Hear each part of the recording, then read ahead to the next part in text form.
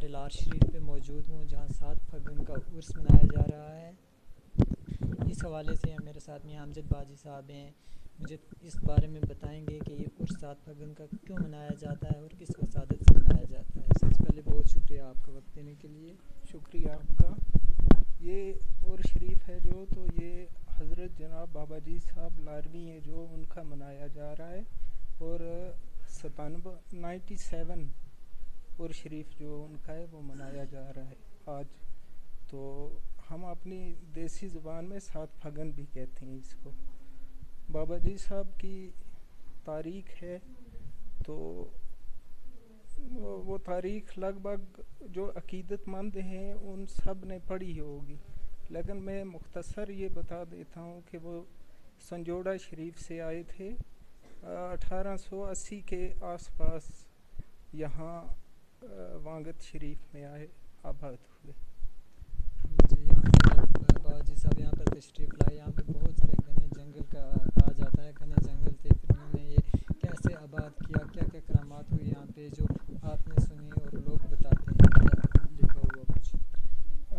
جب وہ پہلی بار کشمیر آئے تو یہاں دربار کے سامنے دریا پہ ایک پتھر ہے، تو وہاں نماز پڑھی انہوں نے۔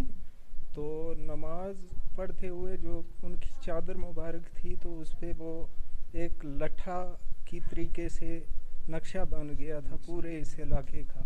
تو وہ پھر پریشان ہوئے، واپس گئے اپنے پیر و مرشد حضرت جناب بابا جی صاحب قیانوی رحمۃ اللہ علیہ کے پاس، تو ان کو کہا، تو انہوں نے کہا کہ عبداللہ جی یہ جو نقشہ ہے یہ آپ کی جاگیر ہوگی، اور آپ جائیں، جا کے وہاں ہی وانگت میں بسنیک ہو جائیں۔ اس کے بعد 1906 کے لگ بھگ یہاں سے پونچھ پہ گئے تھے، اس حوالے سے آپ کو اگر کوئی جانکاری پتہ ہو تو۔ پونچھ میں گئے ہیں، راجوری میں گئے ہیں، جموں میں گئے ہیں۔ پونچھ کے لوگوں سے، راجوری کے لوگوں سے بڑی محبت تھی ان کو، اور پونچھ کے لیے انہوں نے خصوصی دعا بھی کی تھی۔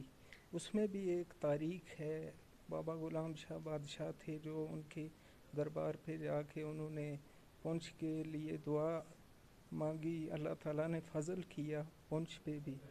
پونچھ پہ آج اللہ کا فضل ہے ریاست پوری پہ۔ تو بابا جی صاحب کا فیض ہے جو تو وہ برصغیر میں، صرف جموں کشمیر نہیں بلکہ برصغیر میں جاری ہے۔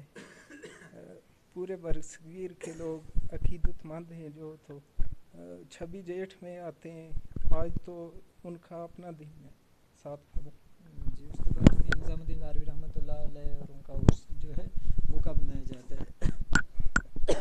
بابا صاحب کے میاں نظام الدین لاروی جو ہیں تو ان کے 2 عرس شریف منائے جاتے ہیں، ایک تیسری عید کو منایا جاتا ہے اور ایک 26 کتک کو منایا جاتا ہے۔ جی، اس کے علاوہ میں تھوڑا جاننا چاہ رہا تھا کہ بابا جی صاحب رحمۃ اللہ علیہ اور جو ان کی کتنی اولاد مبارک تھی حاجی بابا جی صاحب؟ بابا جی صاحب کے ایک تو حاجی بابا میاں نظام الدین لاروی صاحب تھے، اس کے علاوہ ان کے 2 فرزند اور تھے، ایک فرزند ہیں جو تو ان کی زیارت شریف سامنے لامن میں ہے، جی تو باقی ان کی بیٹیاں بھی تھی۔ پھر حضرت میاں نظام الدین لاروی ہیں جو ان کی اولاد ہے جو وہ بھی 9 بھائی تھے، باقی بہنیں بھی بہت ساری، کافی اللہ کا فضل رہا ہے۔ بابا جی صاحب قیانوی ہیں جو تو انہوں نے ان کا نام بھی رکھا تھا حضرت جی میاں نظام الدین لاروی کا، اور کہا تھا کہ میاں صاحب آپ جائیں، جنگل میں منگل بھی ہوگا اور آپ کے شہر آباد ہوگا۔ جی بالکل۔ اس کے بعد مجھے بابا جی صاحب رحمۃ اللہ علیہ کا ایک شعر یاد آ رہا تھا کہ لام لکھ کرامتاں اور پیچھے پہلے دیں ساڑھڑی وار پیرا۔ اس شعر کا جو ہے کیا مفہوم تھا، کس وجہ سے یہ لکھا تھا؟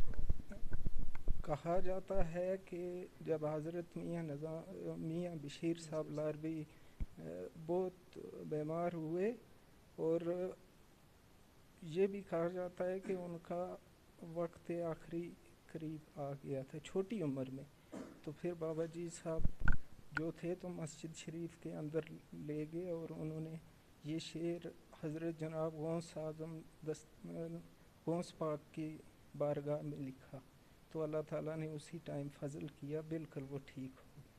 سبحان اللہ، ماشاء اللہ، بہت شکریہ آپ کا وقت دینے کا. یہ آپ دکھا دیں، یہ بابا جی صاحب کی جو قبر مبارک ہے اس سائڈ میں، اور بیچ میں حضرت میاں نظام الدین دہلوی، اور اس سائڈ حضرت بابا جی میاں صاحب.